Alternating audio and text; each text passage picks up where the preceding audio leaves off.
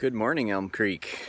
I hope you're having a good Sabbath day so far, that you've been able to feel the Spirit of the Lord and to worship in your own way.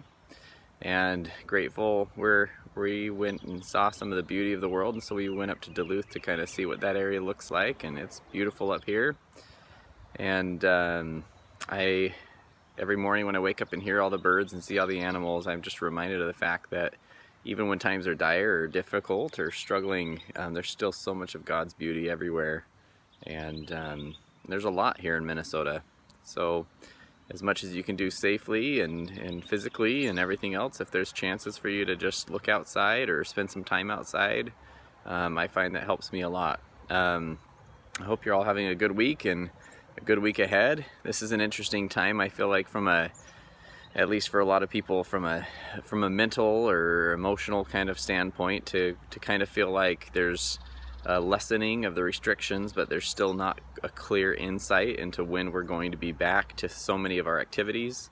I know most of our children have 2 more weeks of school before they wrap up, and then they go into summer break, but there's questions about what does that look like for the children. I know for a lot of us essential workers, we have a lot of great essential workers in this ward, healthcare workers, and thanks to you for getting out there and working hard, working in long-term healthcare facilities, working in hospitals, working in personal homes and different places. You do a tremendous service, and I know there's some of us who are not in the essential fields, but we're still working from home and doing things like that, like I am. This last week, our work, we got an email saying we thought we were going to be back in June, but now we're not sure when we're going to be back, but it'll be sometime during this year and will be a slow phased approach. And that was a little tough to hear, because I think I want to go back to something that's predictable and something that's a habit and something that it's easy for me to know what's going to happen next and when it's going to happen. But at the same point in time, I'm so happy to be around my family and to have some of the extra time together that we're having.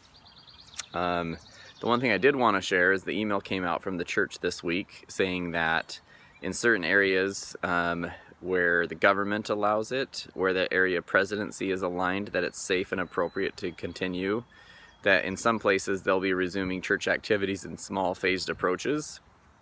In some cases that will be in very small wards where it's safe.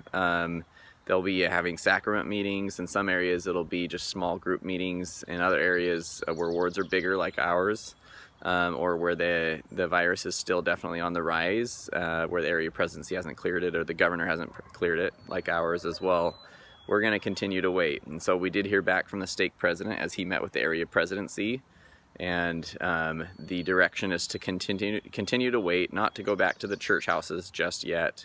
We're obviously, Governor Walz has not made that a possibility, but even until after he makes it a possibility, the area presidency will still have to consider multiple factors in figuring out how we go back. But the one thing I can share with you is when we do go back to church, it's going to be different for a while. It sounds like we're going to ease our way into it. I don't have any specifics on what that means other than that's what I've been told. But we'll ease our way into it in small ways. But I just imagine we will feel the Spirit so strongly together. And I hope you're not waiting until then to feel the Spirit. I hope you're not taking this as a break from church. It may be a break from some of the routine. It may be a break for you from some of the pressure of a calling, if your calling's not demanded right now. For others, it may be a heavier pressure on your calling. But I hope you're not taking a break. I hope what you're doing is connecting with God personally and as a family where you can. And if you're a family of one, I hope you are connecting with Him as well, and connecting with others as you need to. As you think about those that you minister to, now that the opportunity is to have the sacrament administered in homes where everybody's healthy, I hope that you're thinking about them and reaching out. And if you're in that situation and you want the sacrament administered to you, please do reach out. That was in the letter that was resent and reminded of us this week, is that members who would like the sacrament in their home at least monthly should reach out and make that known. Just like a blessing or any other thing that we do in our life, where none of us are capable of doing any of these ordinances for ourselves. We need somebody else to do the ordinance, but we need to express the desire to have it ourselves. And so I would encourage you, if you haven't heard from somebody, to reach out to anybody, to myself, to the Elders Quorum president, to your ministering brother, your sister, somebody you're just great friends with in the ward, whoever it is. And if that's something you desire, is to have the sacrament in your home, please let them know. If you're not comfortable with that, that's also okay.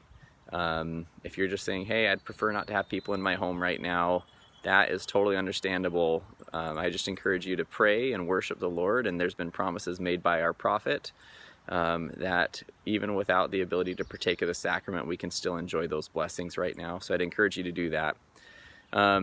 As I wrap up, I would encourage you to just do those things that you know bring you happiness, and to be optimistic into this coming week. It's not always the easiest thing in the world to be optimistic sometimes, but if you have a tough day, one thing that somebody once taught me is, like, look back at all the tough times you've had. Are you still in them? And the answer is no. I'm obviously not still in them. I'm in this tough time that I have right now, but I'm not in all the other ones. And it's a great reminder of all of it ends. We eventually get back to good times. And so if this isn't a good time for you, that's my encouragement for the week.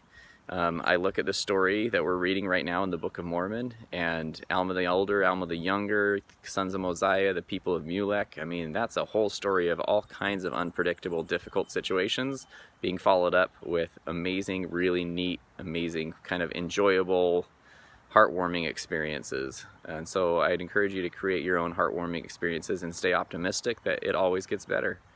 And the Lord is in charge, and we have Him to rely on every day of our lives. And hope you have a wonderful week.